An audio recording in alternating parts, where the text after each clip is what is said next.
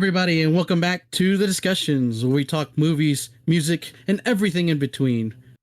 We've got a very special episode here for you guys today with a very special guest.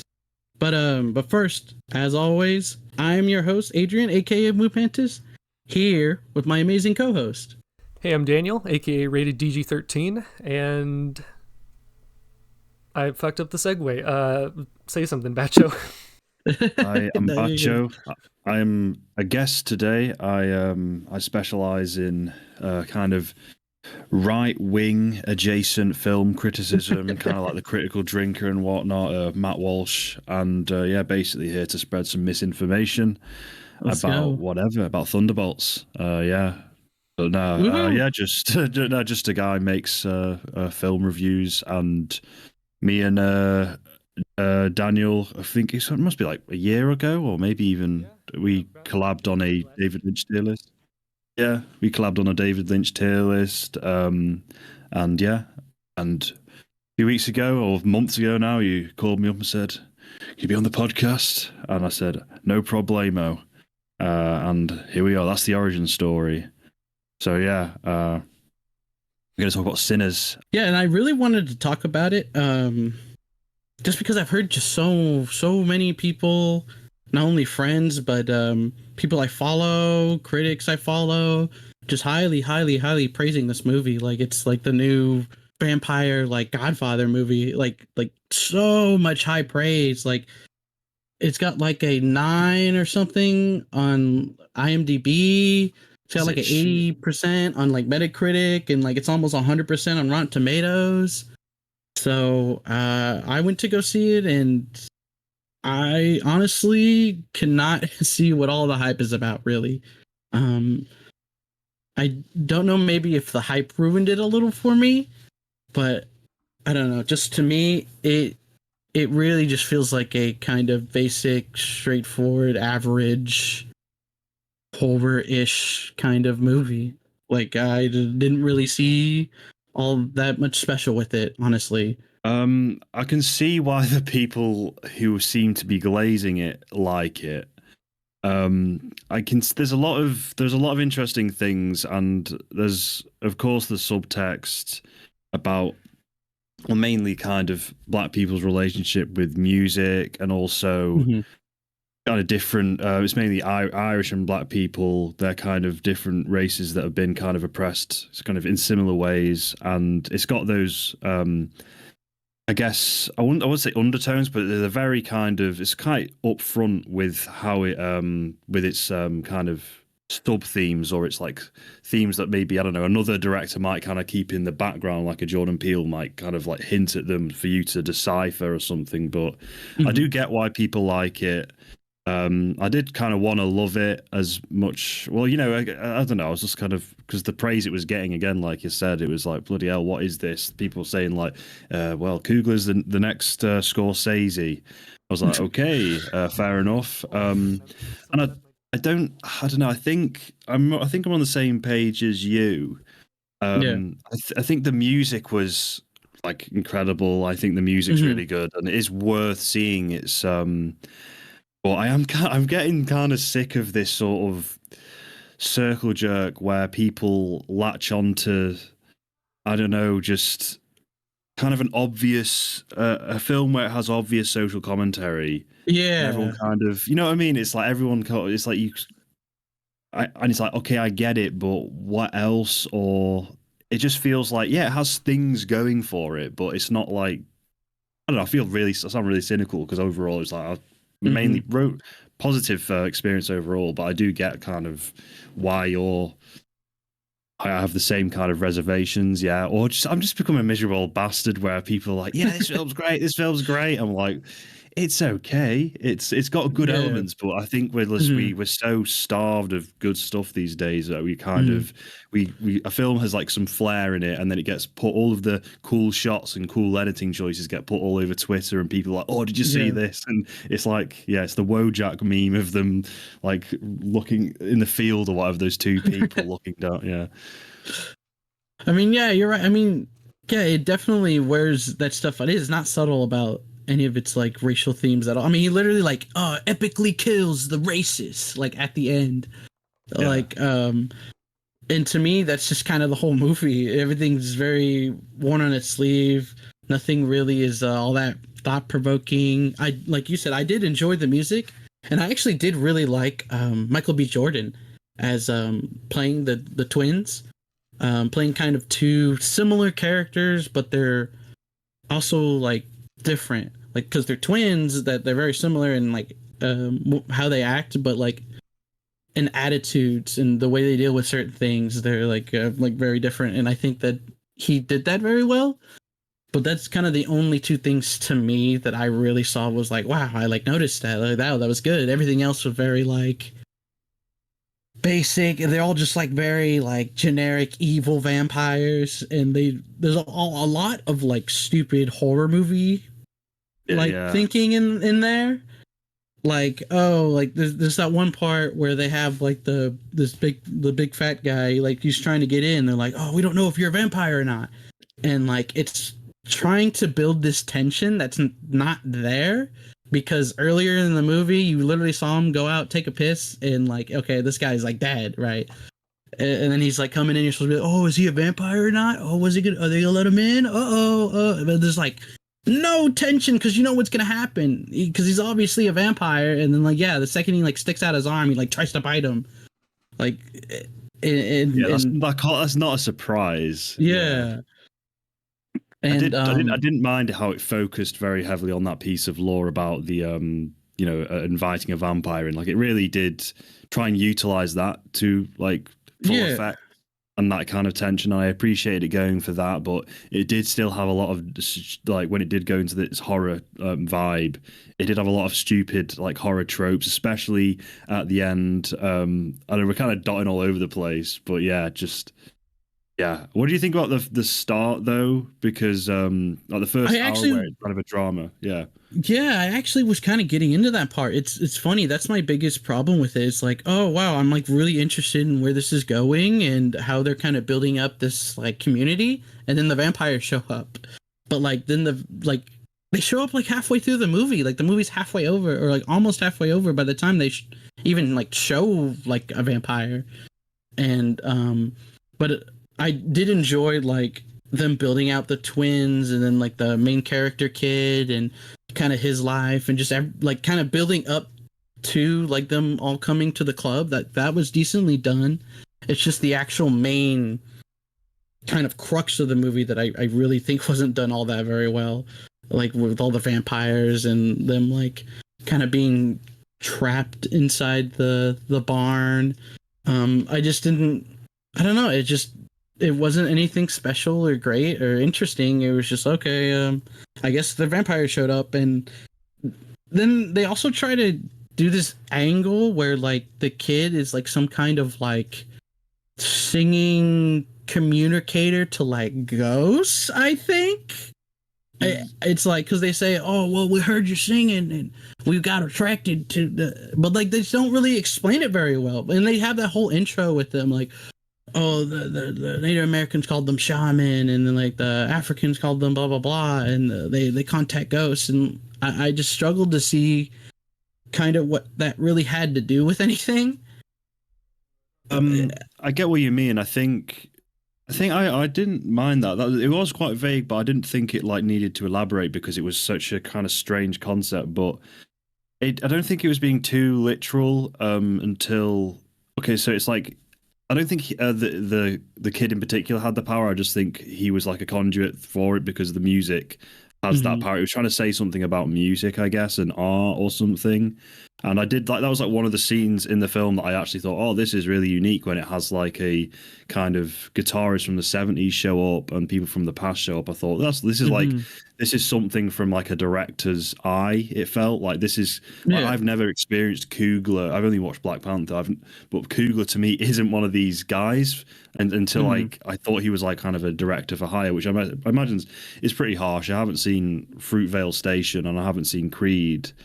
But from Black Panther, you wouldn't really get this kind of the idea that he's, I don't know, particularly an interesting director. But so I was surprised to see a bit of flair. I guess I haven't really like I couldn't tell you what it all sort of means. I think when Jack O'Connell comes and says, "I heard the music," I guess that's like because it's a supernatural element because he's a vampire and Mhm. it's trying to do this.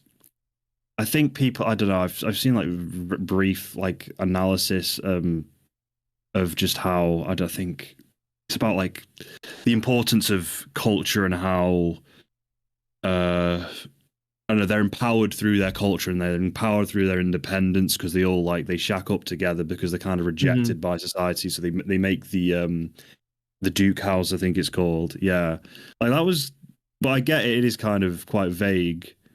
But weirdly, it was like that was the more interesting elements to me Mhm. because it was like the rest of the presentation, like at the start, where it's not like acting a horror film, which fair enough, which is good because it has that From Dusk Till Dawn vibe where it switches gears halfway through, but it has these ridiculous kind of trite moment, like jump scare moments, like.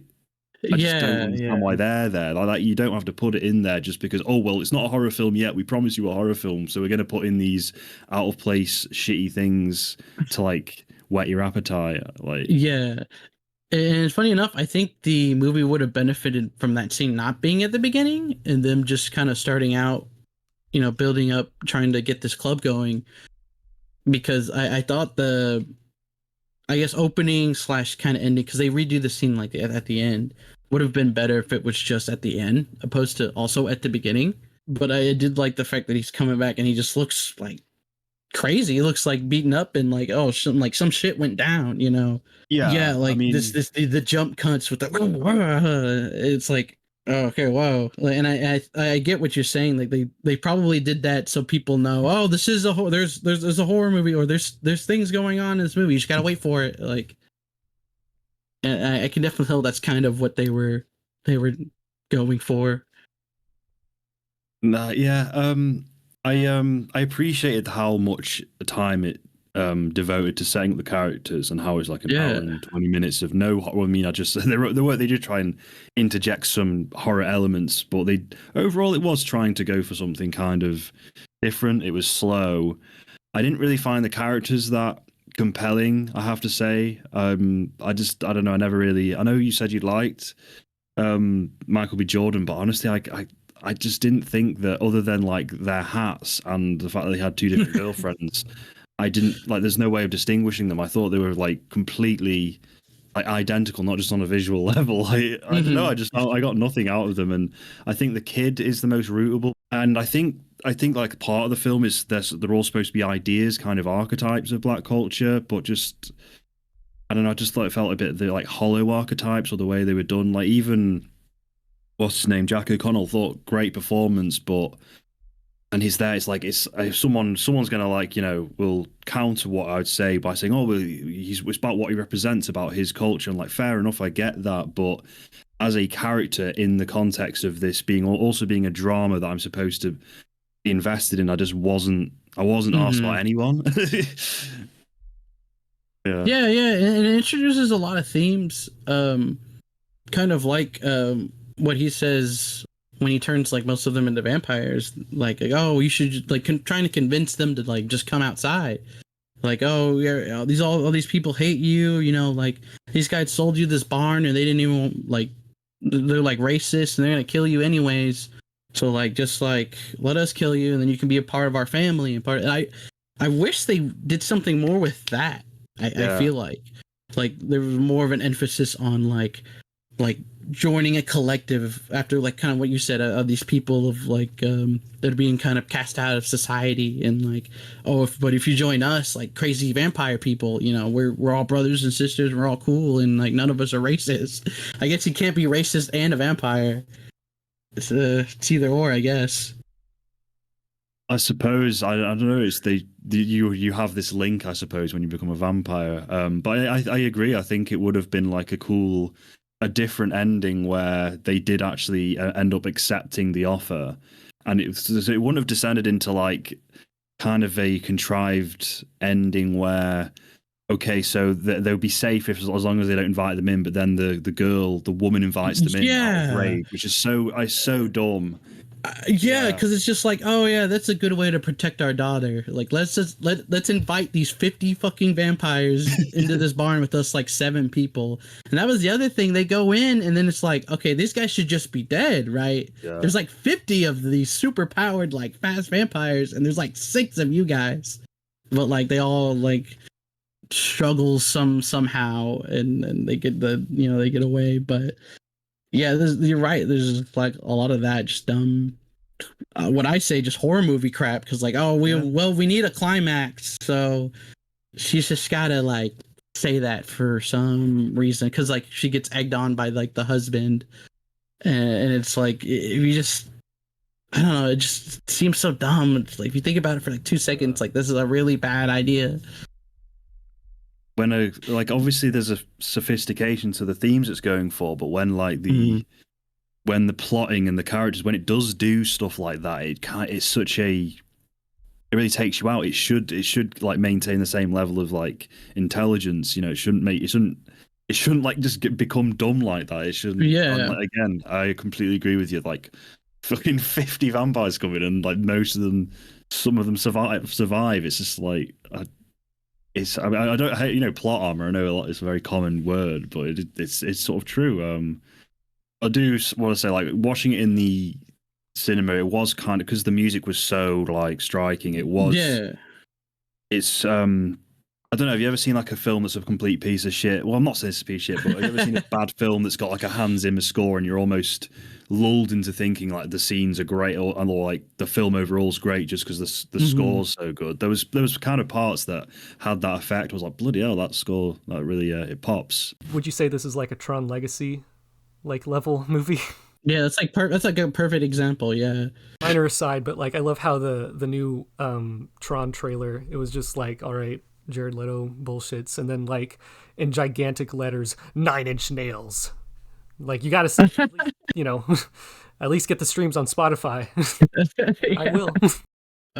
I mean, the other thing I was gonna say is that it really does remind me of like Black Panther, because I've seen Black Panther and like Creed, and this definitely reminds me more of Black Panther, where there's like a touch of those kind of like either racial or just those kinds of themes, but they just don't really develop them, or they're just kind of there in the background, like peppered in through, but like he doesn't really, to me, make them mean anything really, or have anything to say about it, I guess.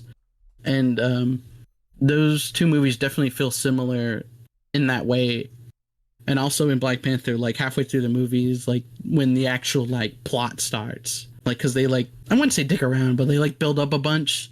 And then halfway through the movie, like the actual like inciting incident happens, And it's kind of the same thing with this. Like I said, with like the vampires don't show up until like an hour into the movie, and then once kind of that starts happening, it kind of just gets, I think, rushed through a little, and isn't able to develop those ideas as much, really. Yeah.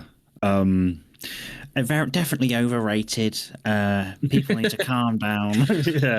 Yeah, no, I mean a little bit too, like because it, like no. yeah, at least they're going out and watching an original movie. That's like the kind of the silver lining I'm getting.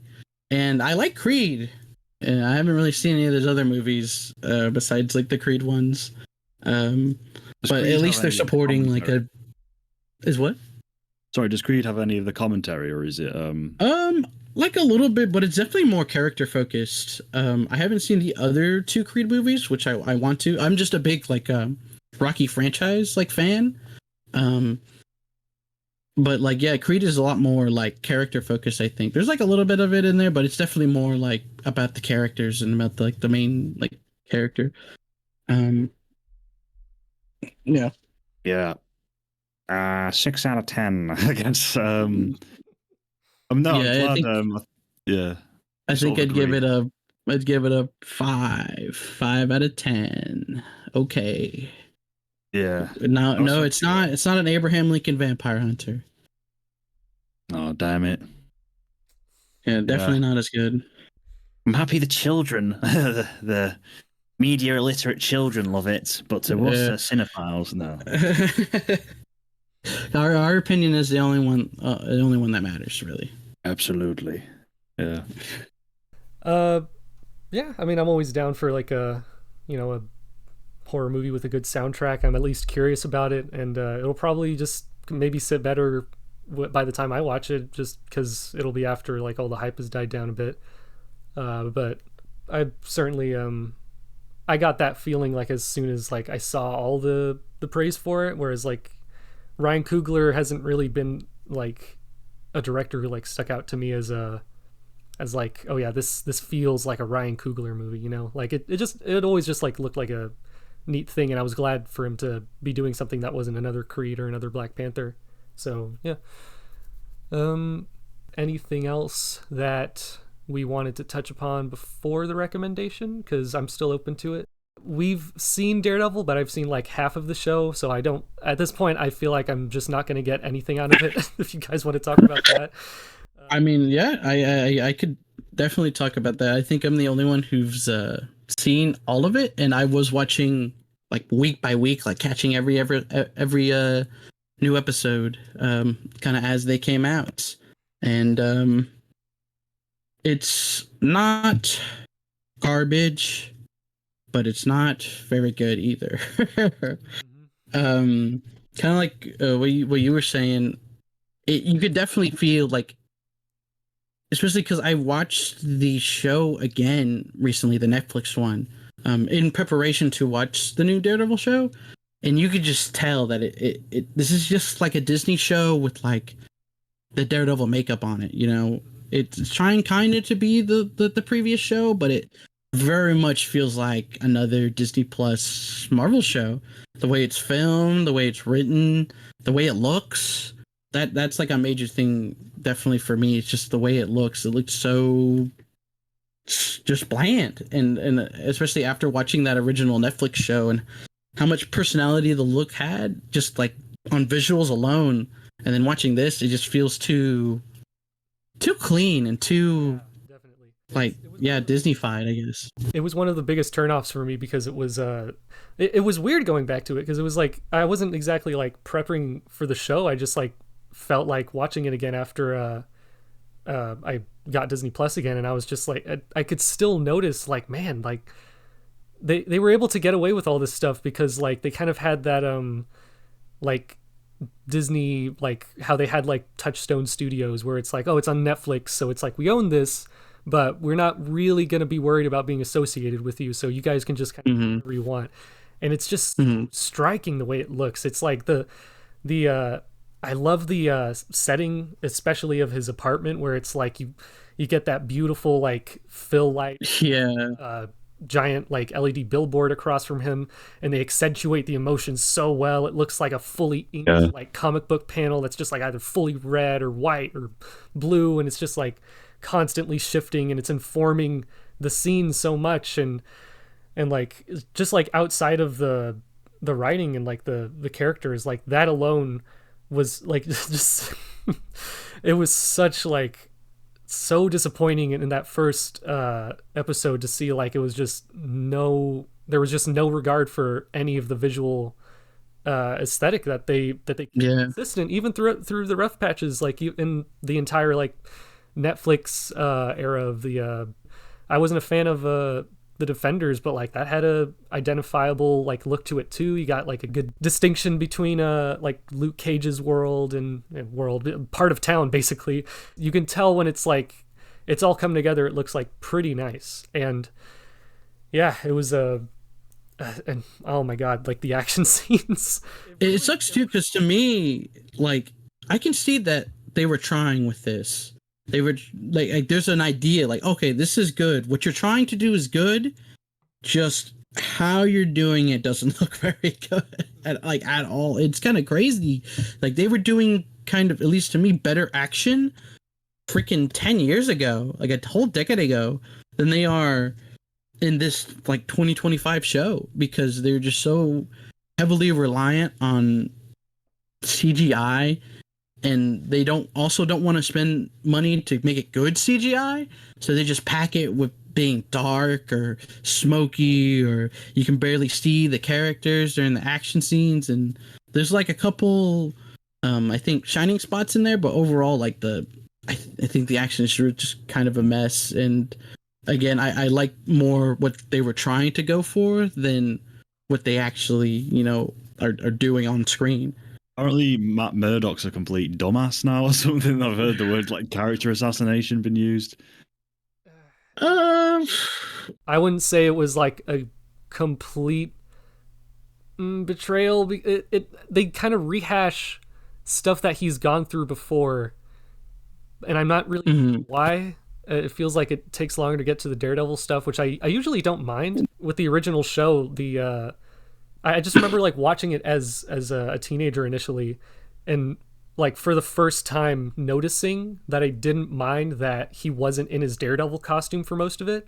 And it wasn't until like the last episode where they like fully, like he came out in like his full glory, but like I think he has, Sam Raimi Spider-Man energy to it, where it's like I do care about him just as much as his superhero alias. And he's got so much charisma. He's so suave. Yeah, that definitely comes down to more the writing than the acting coming from Charlie Cox. You could tell him and Vincent D'Onofrio and even Deborah and Wolf, like they're all trying, but they're trying to make gold out of like shit, or at least like gravel. Like or sand. And what are they trying to do with it? Like, what's the storyline? I've heard they've brought Fisk back, and he's running for mayor or something, and he's been acquitted for just like I don't know, taking over the FBI. Yeah, they mentioned it like briefly, and I guess it's like an okay way to, kind of say, oh, well, he got out because of this reason, because it's literally just like a line, like a single line saying like, I'm trying to remember, like it's like his wife says like, oh, there was something with the evidence, so they got thrown out basically. But there's also a lot of like, oh, this happened in Echo or this happened in Hawkeye. I'm like, bro, I did not watch that shit. I don't know. Because it's not even that he's running, he's already mayor. Like he's already like mayor by like the first episode. But it's kind of just the whole show. I said this about the action, but like now that I'm thinking about it, it's really just the whole show. Like I liked more what they were trying for than what they actually did. Like this whole concept of Matt or like Daredevil just stopping because the big spoiler at the beginning of the first episode. And I even think that was kind of well done. But then they kind of just don't really do too much with it. They're like, oh, he might be Daredevil again. And then it's supposed to be this like build up to him like going back to that life. But then it doesn't seem like that. It's not treated as this big monumentous return to form. It's just he literally says it in the episode. Like he just says, fuck it. Then that's I'm just like, what?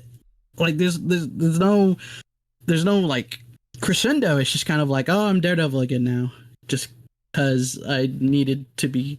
I've just watched the first scene where the bullseye fight and Foggy, getting killed. Oh, okay, yeah, I didn't know if you had, and I didn't want to. Like, it's okay, you can go ahead and spoil it. Do full spoilers. I mean, Foggy dies, and I don't even think that was terribly done. I think that was actually pretty well done. And again, the fight wasn't bad. It was just, I think if they just done it fucking practically and like put in the effort, like from that other show to do the same thing the fighting did in that show and this one, it would have been like great. It would have been great because I liked what they were going for, but just the CGI really just fucking ruins it because it's just like, oh my god, it doesn't look good. It doesn't look good at all. Much more stark contrast because you know how Daredevil looks, and like to see this, even though it's what you're used to in the entire MCU, like you don't want to watch this right after the original show because like it's a completely different creature.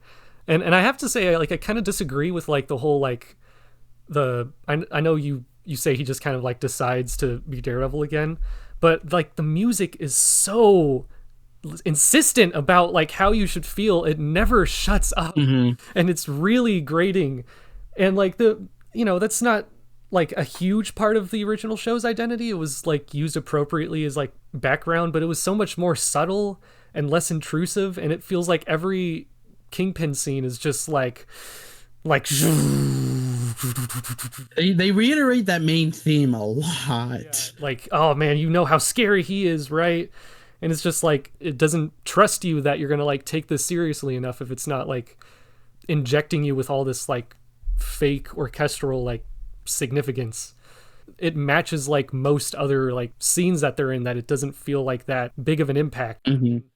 I guess, you know, it's about time to start more Daredevil suited scenes. Yeah, and speaking of things that were portrayed more important than they really were, that's probably what I'd give every single new character they introduced in this show. It's just that. It's just one word. And it's worthless. Like literally worthless. Like they really shove a lot of the old characters just kind of like out. Like even Foggy dies and then like Karen, she kind of just like moves away, which again I don't think was like a terrible idea. Like it's a good idea to see that their relationship has been fractured by this big life altering event, but like after that, every single new character is just there to spit out dialogue. Like, oh, Matt, you should know this. You should know this. Matt, why are you doing this? Like, and they're just that. They're just these talking heads, so he can either gain information that he needs to know, or like tell someone to wag their finger at him. Like, oh, you shouldn't do that. That's bad. And that's like 4 or 5 characters. That's 4 or 5 different characters in this show. Like. And they're just so all uninteresting. Like his girlfriend, his business partner, that random cop dude, the random FBI lady, all just absolutely worthless to me. Like White Pantera from El Tigre. He was all right. Again, another idea that I thought was good in the seed and the nugget, but then didn't really flourish into much else. I feel like the initial incident where he gets killed and all the Punisher guys are running around. It's funny too because that happens, but then they kind of put a pin in it, and he doesn't really do anything about it. It's not even that he doesn't do. He literally doesn't do a single damn thing about it. Daredevil, I mean. And then at the end, like the Punisher's there, and he's I forgot what was it. They break into his house for some reason, and the Punisher's there, and then he saves them, and he's like, "Oh, here's the guy who killed the White Tiger," and then. Like, he's like, oh, I shouldn't kill him. That's bad. Superheroes don't do that. And that's kind of just it. Like, there's tons of just storylines that just end up going nowhere and just not building up to anything. It just seems like a big hodgepodge of just ideas they all just kind of put into one pot and then didn't really actually cook it at all. Yeah. And it's funny to me hearing that this is the second iteration of the script. The first one made all the actors not want to do the show, and I can't even fathom how bad that must have fucking been. Yeah. If this is what we got from that, oh my god, I don't even want to even think about what the previous script was. Oh, Jesus Christ. I mean, on one hand, like, the original script didn't even have Karen and Foggy, from what I know, but it just kind of seemed like they wanted out as soon as they were there. And, like, after season 3 of Daredevil, it feels like a bit of a like betrayal of how that ended and how like they've been through issues before and they like failed. And now it's just like character reset because it has to keep going. And it's pretty easy for me to just like ignore this in a vacuum. I'm not like furious about it, but like it just had no interesting thing to say, and it didn't go anywhere interesting. It wasn't even trying in any way to top what had been done before. It just feels like it has to keep going, and like I'm used to this feeling, but it still like sucks. And I'll gladly rewatch those 3 seasons again. Because season 3 was like the perfect place to end it in my eyes. Maybe not everything was resolved, but most of the good arcs and like about the law against vigilantism and Wilson Fisk. I think it was the best use of Wilson Fisk in terms of what he's supposed to, I guess, represent in the comics. like him taking over the FBI. I think that was like the most sinister we saw him. It had like a really good, like I was surprised at how good season 3 was actually when I would have watched it. It was like really well done. And I think, it had 3 really good, really solid seasons. I know people say it gets a bit iffy in season 2, but I think there's loads of good stuff. There's loads of high points in season 2. But yeah, didn't have much interest in watching Born Again. Obviously, I do really like this character. But as soon as people started saying like negative things, and the idea is just, it doesn't seem like it's in the right hands from what you guys are saying. So I don't know. I don't think I'll ever check it out. I do have a friend who's working on a kind of a big review of season 2, season 4, Born Again season 1 or whatever. He's going into it and he's quite passionate, so I guess plug him. Spectre, bro. Yeah, no, I'm definitely interested because I definitely feel the same way because I watched the Daredevil show when it came out, and I've been in the comics for most of my life, and that's what's craziest to me, especially because recently I've been reading like a lot of comics. Like I paid for like Marvel Unlimited, and I've just been going through all their catalogs of all my characters that I like and stuff I know I haven't read yet. And it's crazy to me that they have the blueprints for these characters. They have the blueprints for these storylines and what makes them good. They just, like, for whatever reason, insist on completely ignoring them and not using them at all, and just using like little bits and pieces here, and then just kind of knitting them together with their own vision that just doesn't work because you're using things out of context and not using them for the reasons why they work. Like the whole like Muse storyline, like that's also just a worthless throwaway character. This like serial killer who like kills people and uses their blood to like make art is reduced to kind of just like a reason for his girlfriend not to like vigilantes for some reason, because she gets attacked by Muse and then she kills him and she's like, man, I sure do hate vigilantes. It's like, dude, that was like a murderer. That was like a serial murderer. Like, what does that have to do with like vigilantism? Like, and I just don't know what they were really thinking with this. Like, again, it just seems like they just got all the ideas that they wanted to do and just kind of squished them all together. Even Frank Castle, like the Punisher, John Bernthal, he even feels like shoehorned in, because like he's trying to the Daredevil is trying to track down like Hector's murderer, like the White Tiger. He gets murdered and he's trying to track down who murdered him. Then he finds the Punisher and then he's like, "Did you do it?" And he's like, "No, but you know what you should do? You should talk about your friend." And it's like, okay, where did that come from? What does that have to do with anything? It's just like that's what I'm saying. Like these storylines start and stop, and then just kind of overlap for no reason, and then the show is over. And then it doesn't really build up to anything. It's all just like a big like, why? Like why do it like this? And the only thing I can think of is that they're just simultaneously trying to please people from the original show, and then but not having to lose, like, I guess new viewers. I guess make it easier for people just to watch this show so they don't have to go back and watch 3 seasons of a show. But and pointless endeavor, because like there's no, it's right in front of you. It's right there on Disney Plus. But I'm glad that I have that much more of a degree of separation, because like it is just its own thing. That's they couldn't even own up to calling it a season 4. It's just another thingy with him in it. I do hate that when they do that, though, even when films where it's like it's a soft reboot. It's not just called, I don't know, Terminator 4 or whatever. Just call it, I don't care. Just give it a number. Honestly, it's the 4th one. It's Terminator 4 or whatever. It's Predator 5. Just say it. It's always like Predator Resurrections. I fucking hate that.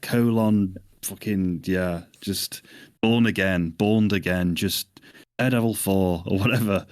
Yeah. Very disappointing. Does She-Hulk get mentioned in this season because she's canon to his story? Yeah, she is. No, I don't think. No, she doesn't. You got to see the uncut footage of their sex scene, and I thought that was tastefully done. It. Oh yeah, yeah. It gave her a little bit more character development and like, yeah, just one of the more touching scenes, I think, and I was happy that at least they got to see through their vision for that. I think that's where most of the money went, which is why most of the action scenes Yeah, other CGI looks like shit. Yeah. Awesome. Does she try and pick up Fisk and say, "I want you to be my baby" or something? Something cool like that. Yeah, not very good. But yeah, I guess that's that. But yeah, I'm gonna rate it. I'm just gonna ignore it. I 4 out of 10. I watched it all, I guess, so I can rate it 4 out of 10. Not very good. Yeah, there's a recommendation provided by Bacho. Do you want to introduce the movie? And do. It's Y tu mamá también. I think that's the way to pronounce it. Alfonso Cuarón is not his first film, I don't think, but the film. Mexican film starring Diego Luna, funnily enough, who's of Andor fame, which is really cool. That was really cool to see him in this. And it's sort of a dramatic road trip, introspective film with all kinds of themes going on, but essentially the plot is quite straightforward. So two very sexually active young teenage Mexican boys are basically going on this trip, and they invite this kind of middle-aged 30 to 40-year-old woman who's sort of going through her own midlife crisis, and they go on this trip, and emotions come out, but some emotions don't. All sorts of kind of things happen, but it's really good. It's been on the watch list for a long time, and I thought, and what do you guys think? I thought it was pretty great. Mm-hmm. It was very, I guess for lack of a better term, touching. Right off the bat, it was very touching. And oh yeah, it was very compelling, especially since like the characters were just like so unlikable that it was like it was interesting how they were able to like pull that off in a way where it's like, okay, these are like douchey characters, but they're like entertaining enough to watch where it's not like insufferable, like being stuck with them for this entire like road trip, and like their goal is just like so shallow and like means to an end, that by the time they actually do get what they want, it's incredibly awkward, and they realize that like they didn't really think about like what it would mean to them as people to just like do something like this in front of each other. And like it was kind of reminding me of there's like a section of a Peep Show where like Jez like tries to salvage his like shell of a relationship, but like he just can't help himself to someone because he gets like blackmailed into like cheating on one of his girlfriends at some point, and how it's like I love Peep Show mentioned. Yeah, I love characters like that who like, you know, you think that like they wouldn't care about this because that's all they like talk about, but like they're at the core of like pretty much everyone. It gets so much to the point where it's like, yeah, it means nothing, but also I'm like way more empty, and like this isn't fun anymore. Yeah, this is definitely at least I think a to watch kind of movie. I actually rewatched it earlier this morning, and I will say like the sex is right there. It's literally like the first scene of the movie. Like it's just this like bam, bam, bam, bam, bam, like two big opening like intense like sex scenes. Full frontal. And like full on. Like, so yeah, don't watch this maybe with like your mother or like your parents or anything, because there is a lot of sex, and I will admit probably the first time I watched it, it put me off a little bit. But then rewatching it a second time, knowing that was happening, made me feel like a lot more comfortable with it.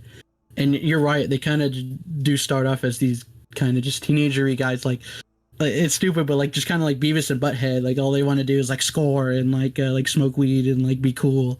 But then they like does a really good job at like developing them, and just like the little things, like kind of how their relationship it's supposed to be this closer than friends like dynamic, but in reality they kind of disrespect each other a lot, and they kind of don't like, I wouldn't say like each other, just they're not as open and close as like they like to think. Yeah.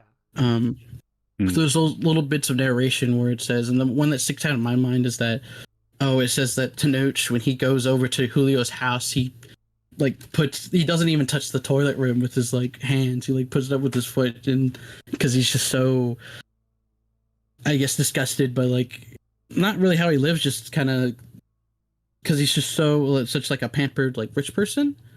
It's that class different, yeah. They're like that class differentiated. Like they're friends, but he still kind of doesn't respect them in that way. He kind of sees them. He sees them as like that, like a lower class almost. Yeah. One thing I did like the narration. Well, it just kind of it sort of fades out, doesn't it? Like the Foley basically, or the sound design basically just fades out, and it just like its narration kind of almost interrupts it, and it's like usually in the middle of them talking about, I don't know, the shag conquests or whatever they've done, or all the stuff, bragging to the I was about to say the MILF then. Jesus, I'm so just shallow as them. But no, yeah. But no, just like it kind of interrupts. It's sort of like a sobering thing. It's like it's them kind of playing around being scoundrels, which they're like the teenagers, fair enough, but they are quite as teenagers go, they're quite like shallow, or at least overly eager. Like straight away, they're just already about to intent on cheating on their girlfriends, and just like there's so much like hypocrisy, and they're just they like beg their girlfriends not to, don't cheat on me, don't cheat on me, don't cheat on me. But literally the second, like the scene after they leave, they're like, okay, how can we get laid? Like, how can we get with another woman already? Yeah. And I think that's like good building blocks for what will eventually happen later on in the film, where they kind of like what you were saying, Daniel, like they learn how to appreciate like monogamy and appreciate like the relationship with like another person, because they're just so immature and so loving the smell of their own farts that they don't realize kind of like the bigger world that's like around them, really. And I think that's a big thing with the narration, is like these kind of ignorant kids who don't know jack about shit, learning and growing up. And I think it's shown in the fact that Tenoch wants to be like a writer, and he wants to write, and his cousin, who's also a writer, tells him, well, you're just like a baby, like you can write and there's technique, but what really goes into it is style, and how you get that, it's just living life. And how he's just such a they're both just young guys who just don't know anything about life and think they know everything, or they just have a very narrow perception of like what ambitions and stuff. There, it's just I mean, to be fair, I don't want to because if the idea of going to like a nice beach is okay, I just guess it's like they're kind of trying to seduce this middle-aged woman. That's the shallow. It was scary in the beginning, because I thought that was one of their cousins, but I think she married in, right? She marries in. Yeah. I was like, whoa. For half of the movie, I thought that was their goal, was to sleep with their cousin, and like you can just do the whiteboard of how many times how many episodes we go without mentioning Kanye, but oh fucking hell, yeah, Jesus Christ. No, it's not that kind of situation. Man, he should just be like one of our poster guys for our series. Damn, we talk about him way too fucking much. But then again, like, I don't know, just since we've been recording these episodes, he's just gone off the fucking deep end. But anyways, we spoke about him. I think last time we spoke about him, I think I was saying, I have a theory that he might be like a troll or a provocateur. I don't really think that anymore. I think that's like I don't think that take's going to age well, so I just want to dispute it now. But steering that ship away from the Kanye waters. I do also like how they build up the cousin. How she's kind of similar. Like she also, I wouldn't say has an narrow view, but just it's less her view and more just her life. Like she hasn't really done too much of anything with her life. I think it mentions that she took care of her like aunt for like a really long time, and then she got married to his cousin, and that's kind of it.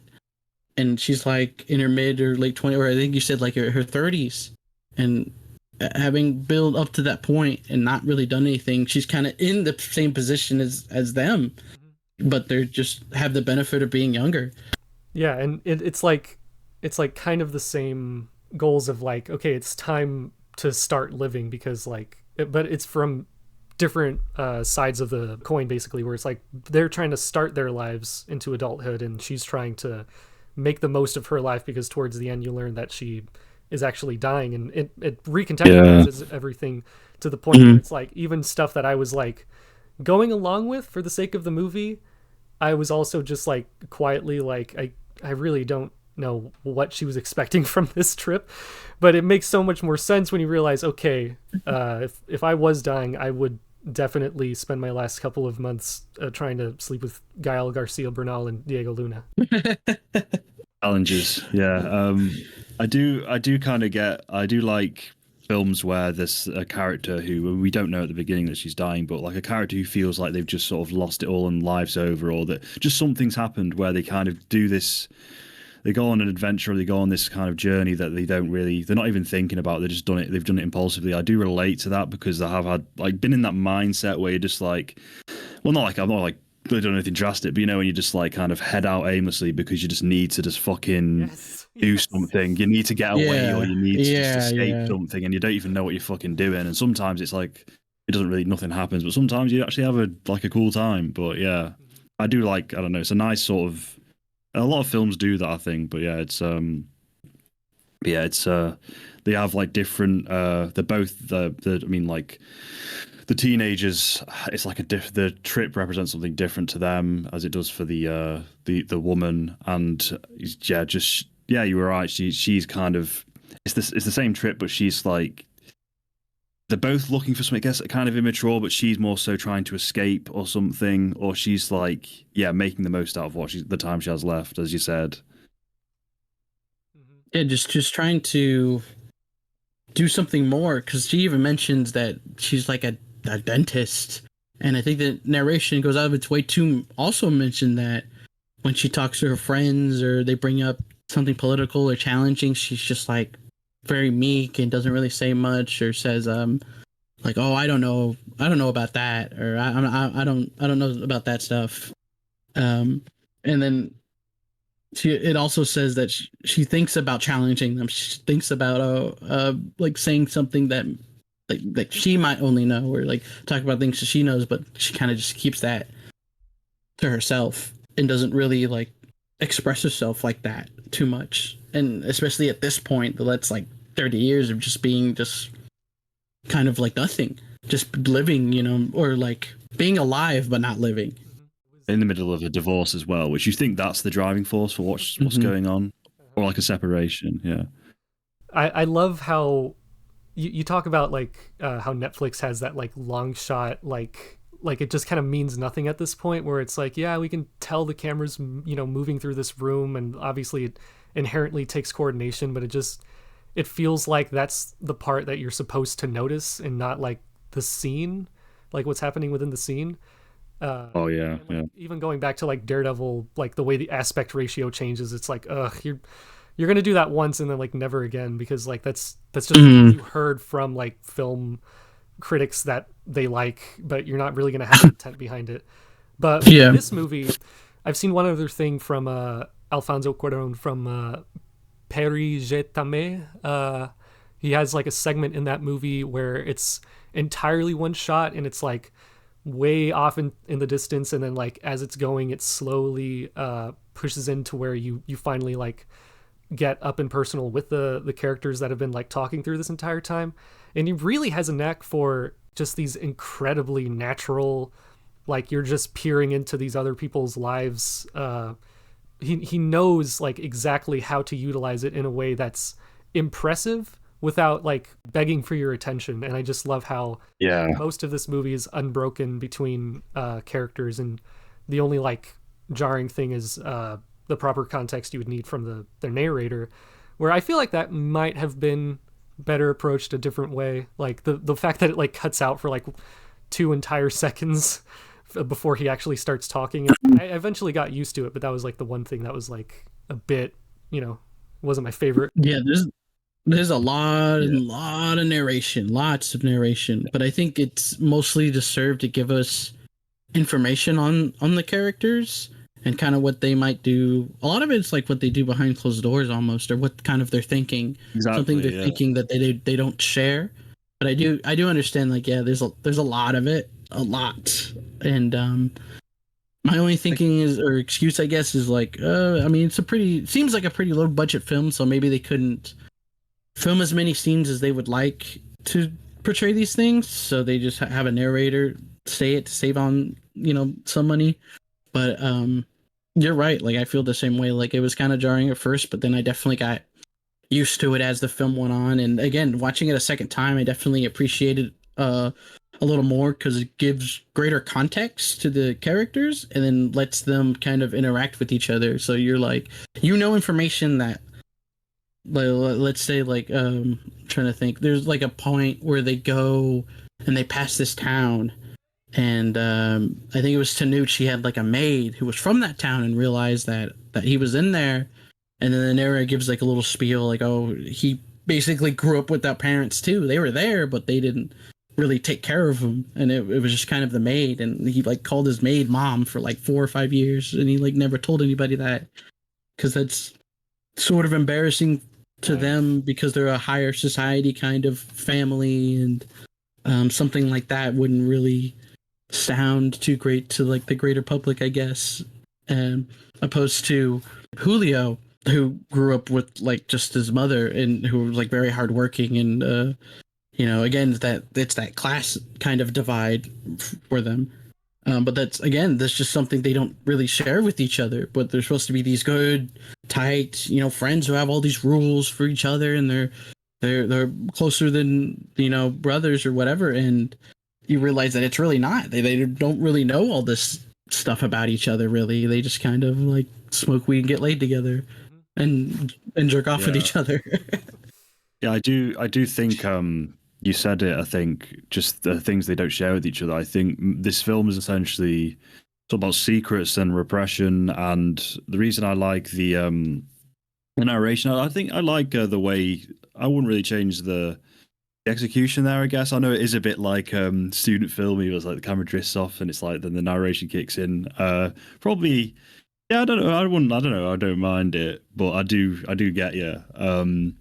But like they were always such the pieces of information you'd hear were so insightful, and I know it is technically exposition, but still, I don't know, that kind of stoic way it was delivered. It sort of it made it okay. It made it natural, I guess. Or yeah, just everything. It just added so much, and just the whole thing about like obviously the reveal at the end of like the nature of their sexuality and their actual relationship and some repressed feelings there. That's a huge secret, and the cancer reveal, and just the fact that no one's being upfront really with each other, and it's only at the end where things get a little bit upfront.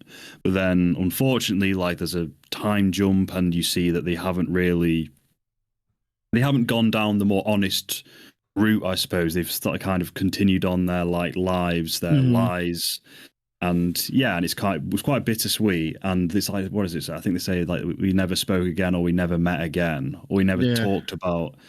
Yeah, but it's just I think I like it as a simple kind of idea, simple themes, but I just love how it's like it all ties around that one theme, and even just this idea like they're ignorant kind of kids, and there seems to be kind of some sort of economic crisis occurring in the background, and all of these different things, and that's intentionally put in the background because to them it's in their periphery. It's not important to them. They don't pay attention to it. The ignorance mixed with the repression, and how like they kind of it reminded me of this lyric from a Stevie Moore song called "Part of the Problem." It said, and consequently, the combination of your rhetoric and my ignorance only tends to horrify the situation to the point where the lifeblood of our relationship evaporates into the air on which we choke. And it's like this terrifying to think about cycle of relationships with people that you grew up with and loved for such a long time, where it's like at a certain point there's stuff that really impacts you way down the line because you don't confide in the people who you thought were closest to you, and it kind of has this knock-on effect, kind of like the one of my favorite bits of narration was the one relating to the pigs, where it's like after the pigs destroyed their site, they went on to be slaughtered, and they went on to also spread these diseases in the small town and kill a few people. Like how one thing like leads to another. When it started as like, oh, it's it's just like this funny thing that happened to us one time, and that was like, just kind of like a nice little memory, but like there was something going on in the background that like kept someone from sharing vital information with you, and it just leads you to go down the unfortunate kind of timeline, I guess. Dark timeline, yeah. Yeah. I think that does have to do with like the other major theme that I think is in the film, of just thing that just shit doesn't last forever. Shit doesn't stay the same really. And like these kind of moments where you think, kind of like what you were saying, like near the end, they say they never see each other again, but like throughout the whole movie, they're talking about going to school and being like, just hanging out all the time, and have this great, vacation with each other. But then, they just kind of drift apart over time. Like things don't ever stay the same. And with the pigs, and then it also mentions the like fishermen they meet when they get to the beach, and they find the fisherman, and he like gives them a little tour and like feeds them and stuff, and that was great. But then it says, well, he won't be on a boat again. He's not gonna fish after this. Like he has to give it up and move somewhere else and work at like a hotel. It was like a much more mature version of that. It was like a teenager post or something, but it was like at some point in your life you were outside with your friends for the last time and you didn't even think about it. Yeah. Yeah. No, but, no, like that's true though. I mean, and then, again, that's shown at the end of the movie, where they find out that she had cancer the whole time, and she actually like died, and they didn't know. And to them, it was just, or at least in some moments, was just like a silly kind of vacation, like a fun, except maybe near the end where it becomes more like personally open. But yeah, like this theme of just, everything fades away eventually. I think I'm trying to remember the line. She even says a line where she says, "Don't you wish this could last forever? Don't you wish this could be eternal? This moment of us sitting on this beach and watching this like beautiful private, part of like the ocean that they have to themselves." And yeah, that'd be great, but life's not like that, I think her quote is like, "Life is like the waves or the surf, so give yourself away to the sea." It's pretty impactful. And was that? It's been a little while. Was that shared by her? Was that the narrator at that point? It's funny. I just watched it. What was it? I think that was her. I'm pretty sure that was her. Because they have the whole section where she's just, because she like sleeps with both of them, but then like she doesn't really want to have anything to do with them, at least sexually, anymore. So she's kind of separating herself a little and kind of making just her like be able to swim and sunbathe and all that. I did like the I like the sex. No, but like obviously very sexual film, but in every aspect it was justified. I think just like it was there to communicate something, like it was something about their relationship, or just the relationship between the three of them, in like a sensitive way, and it was all about the rawness of it. And I never thought it was particularly.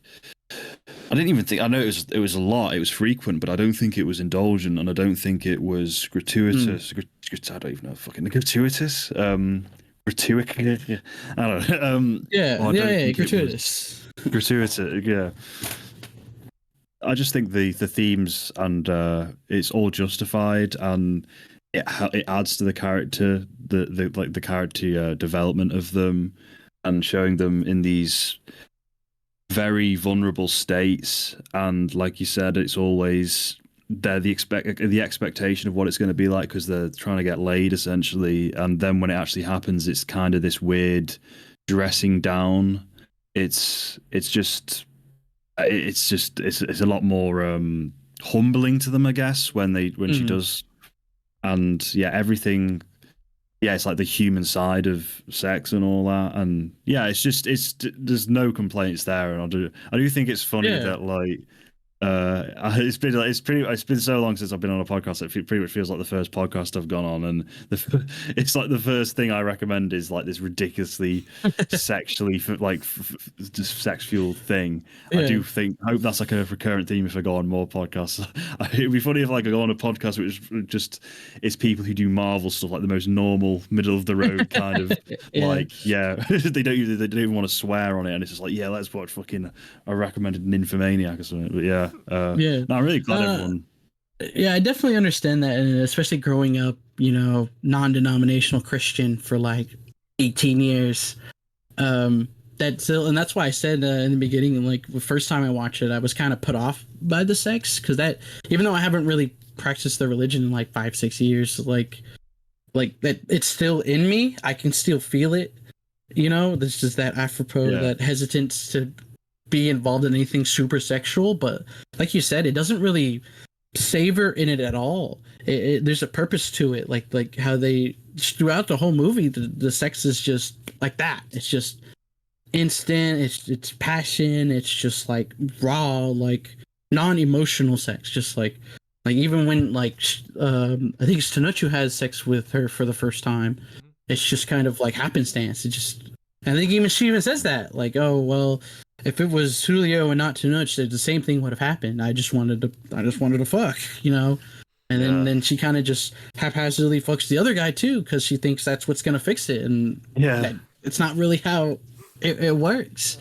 And then you skip to the end, to the final sex scene, which is a lot more slow and passionate, where instead of just kind of jumping on each other like animals, it's this, they get drunk and they're dancing and they slowly ease into like kissing her and then getting involved with the sex, slowly taking her clothes off, and then it's all presented in a very like tame kind of way because they're experiencing almost real sex at that point. It's the one sex scene that I think isn't like shown in its entirety, basically. Like everywhere else you do pretty much see the climax, and it's like by the time you get to them, they're like they're awkward, and how do I put this? they probably wouldn't be the highlight of like most playlists, if you know what I mean. There are better avenues for that kind of thing, because in this one, like it basically opens like that. It shows like the thrill of sex and just how often they do it and jerk off and talk about it with each other, and that establishes their closeness, which you don't see very often in movies, and like it does feel like a genuine relationship. Oh, exactly. Because Diego Luna and Gael were actual friends in real life, and I can't remember who was casted first, but one of them said like, I'm doing this movie with him, basically, because they already had that real relationship to work off of. It feels so much more natural than it could have been with like anyone else. But yeah, it's really cool. Yeah, when the final is that the final sex scene? It must be, right? Yes. Yes. That's the one where it fades out, and you get the impactful moment of them finally kissing each other and like probably showing off these repressed feelings that they always talk like making fun of like gay people and stuff, and it's just kind of funny. Mm-hmm. It's so obvious, like that they do a lot of gay things. Yeah. Oh yeah. It's set up, isn't it? Yeah. It's like the seeds are there. They have that friend who they don't really see anymore, and because he turned gay or came out of the closet. And they also just the shower stuff, and the jerking off into the pool, which hopefully no one overheard that.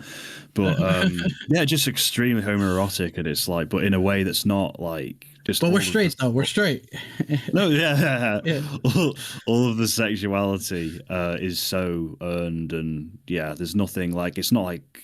I mean, Sam Levinson. I still like Euphoria, but I get where people have reservations about Sam Levinson stuff, or yeah, but it's just so it didn't feel like anything over the top, I guess, yeah, but not like nothing crass about it, yeah.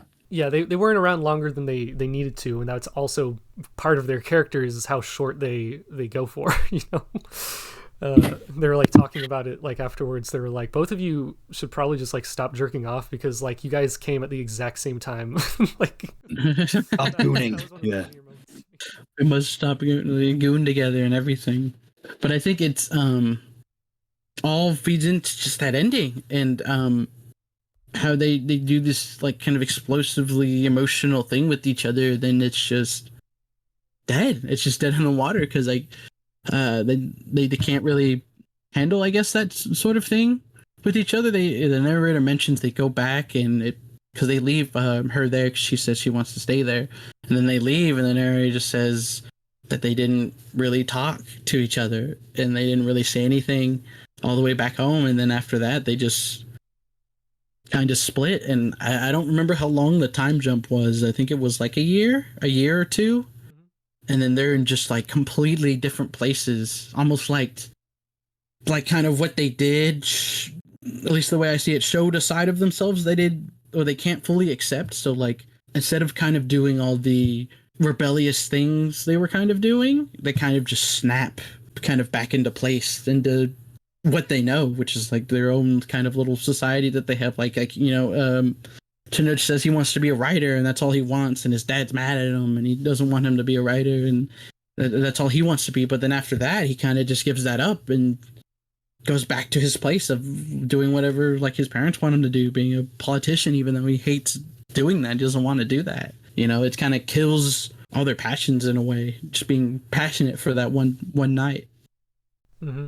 It's the kind of thing that like you're just like building up towards in your head for a long time. You think it's going to be this magical thing, and some most of the time it just kind of winds up as like, you know, time spent and not really this life-changing thing for the goals that you thought you wanted. It usually just winds up being like that last, you know, hurrah before getting into reality as a proper adult. And I also like how like the ending just like it has those depressing kind of like themes, but at the same time it doesn't this overbearing sense of like hopelessness, and how like I'm far from, you know, this type of experience like in my life, but there's times where yeah, it feels good to reminisce and be nostalgic, or like, you know, like it can get sad about like how you left certain things with people, but like then I realize how irrevocably they've altered my life for the better, and like I may not see them anymore. Like certain circumstances have like kept us further apart, or like, you know, it ended more sour than it should have, but it's also like the best thing that could have like happened for me, and I wouldn't have been able to learn the lessons I've learned without realizing the types of wrong thought processes I used to have, or like how this heartbreaking thing that someone did to me would have like, you know, I would have just had to learn that eventually at some point anyway. And especially for these kinds of characters who like, you know, are so obsessed with getting with as many women as possible in as many crazy ways as possible. It's like, you know, at a certain point it's just like it doesn't lead anywhere meaningful, and yeah, eventually they need kind of like a wake up call for, yeah, this can't be sustained basically.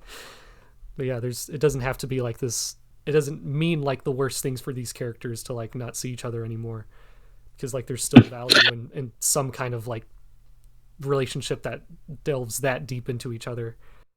Yeah, it's definitely more melancholic, I think, than straight up sad. Just kind of like what I was saying earlier, just like shit you think is gonna be there for the rest of your life, just in the grand scheme of things, just doesn't really happen all that long, or just, you know, shit doesn't last forever. But yeah, that Frank Zappa song at the very end is just like so Yeah. appropriate, and the way it like swells is, oh man, it was really getting to me, especially since it's like spoken word, like he's just kind of like fucking around the microphone, I think. It's not like a proper like lyrics to a song, but like the it still like connects to the theme of the movie, which is like at one point he says he knows the end is near, and he realized it at last, that the imaginary guitar notes and imaginary vocals exist only in the imagination of the imaginator, and quietly dreams his last imaginary guitar solo. It's like it does feel like that final penultimate or finale to the your childhood, basically. Yeah, I think I don't know. This is so stupid. Do you know that I've made a video about masturbation in film, right? Because obviously, I know. No, thank you. No, I did take it seriously as much, like I was serious about it, and I just kind of fucking wish I'd seen this film before. Like this would have been a good addition, that one scene. But yeah, not genuinely though. It sounds like completely like I'm taking the piss, but it's just yeah, good stuff. There's a lot you can learn about these scenes in films. Yeah. I'm not obsessed with masturbation. Yeah. Never stop gooning. Never stop gooning. That's what the film should have been called. A goon or not to goon. You guys need to stop gooning. Yeah. I think there's the one thing I don't really know. I haven't really figured out. I guess it's in a lot of films, but when a young teenager is like discovering themselves, there's usually like an older woman figure sometimes. Like, I guess The Graduate is the most famous example, but it is like a recurring thing. I guess it's just kind of like an authority figure. It's weird. Like, I don't know, it's like Oedipal or some shit. It's kind of odd, but like it happens a lot. Yeah, or just like she kind of becomes like a guiding figure during the scenes, like the sex scenes, and it's like it's very odd, and that's another thing that makes them become like quite vulnerable. That's like another dynamic. Yeah, very weird. I don't know what Alfonso Cuarón was thinking, but yeah. Which I mean, I suppose is like it wasn't even their first rodeo with older women. I think did they both fuck each other's moms, or was it just that one? I think, yeah. And shoot, I didn't even know if he was like telling the truth or just kind of was like a little like, haha, doing your mom, like kind of thing. Yeah, that scene was weird when they just like did the entirety of doing your mom as like 5 years before. Yeah, yeah.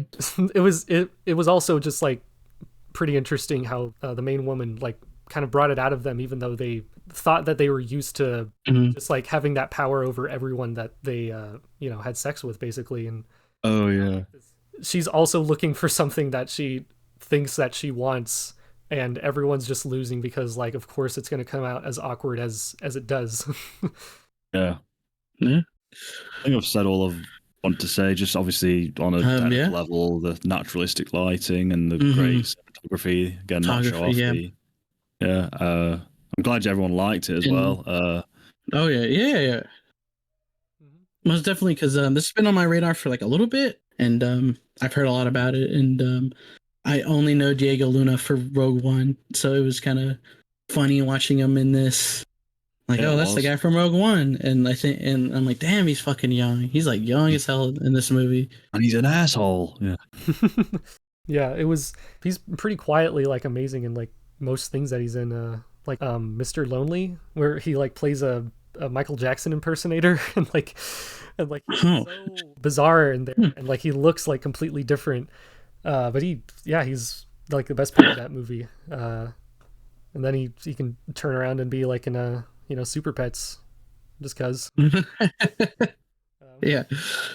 So it's great to get into more of his stuff. I can't wait to see like like Before Night Falls, Javier Bardem. I want to get into more of that like classic like Hispanic movies.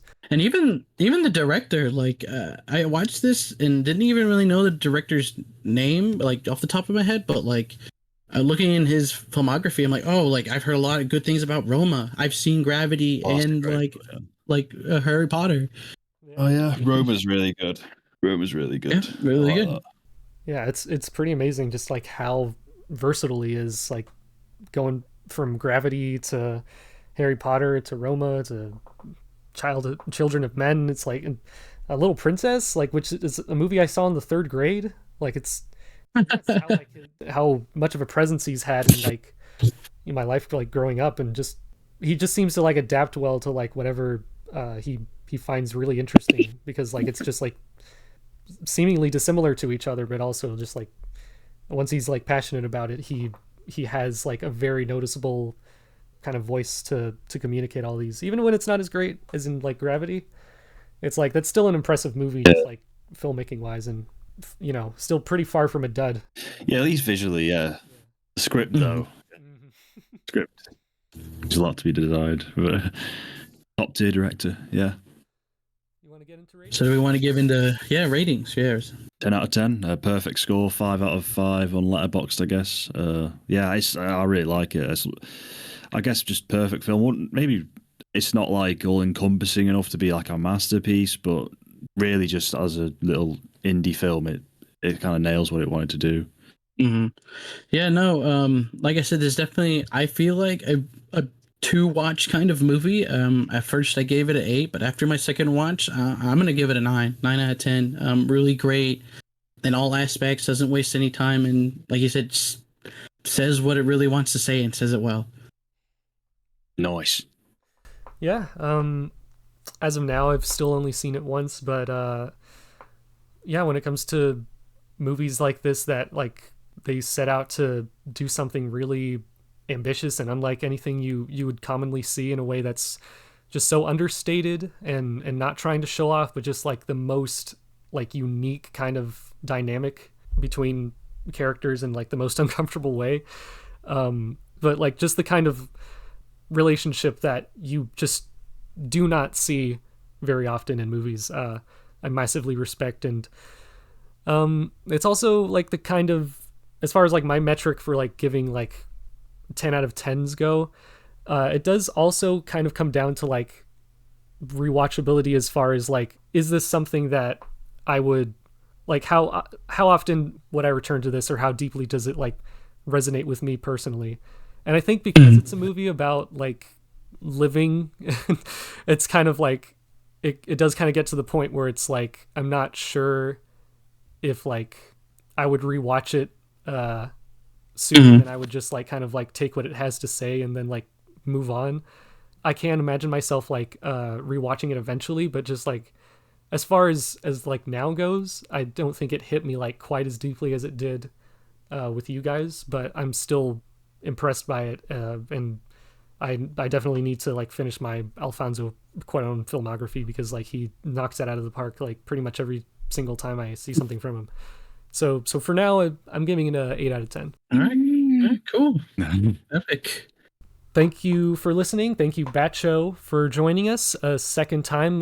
We re-recorded because we finally got our fail-proof process. Yeah, I think we got it. Yeah. Yeah.